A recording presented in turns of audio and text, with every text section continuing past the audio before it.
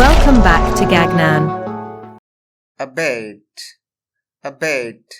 UK ର pronunciation ହେଲା abate, abate, US ର pronunciation ହେଲା abate, abate, ଏହି ଶବ୍ଦଟିକୁ verb କିମ୍ବା noun ରୂପେ ୟୁଜ୍ କରାଯାଇଥାଏ। ଏହି ଶବ୍ଦର ଓଡ଼ିଆ ଅର୍ଥଗୁଡ଼ିକ ହେଲେ କମିବା।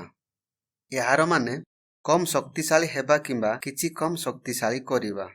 ନେକ୍ସଟ ମିନିଂ ହେଲା ଦୂର କରିବା, କମ୍ କରିବା, ସମାପ୍ତ କରିବା, ଉପଶମ କରିବା, ହ୍ରାସ କରିବା, ହ୍ରାସ ହେବା, ହ୍ରାସ କରିବା, ଦୁର୍ବଳ କରିବା ବା ହେବା, ବଳରେ ଊଣା ହେବା, ହ୍ରାସକରଣ, ଉପଶମନ, ଲଘୁକରଣ।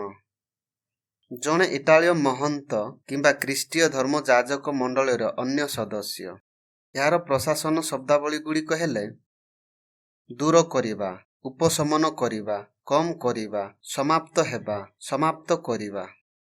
ଏହି ଶବ୍ଦର ଅର୍ଥଗୁଡ଼ିକ ଭଲ ଭାବରେ ବୁଝିବା ପାଇଁ କେତୋଟି ଏକ୍ସାମ୍ପଲ ଗୁଡ଼ିକ ଦେଖିନେବା। First example, he did abate his weight। ସେ ତାଙ୍କର ବା ନିଜର ଓଜନ ହ୍ରାସ କଲେ।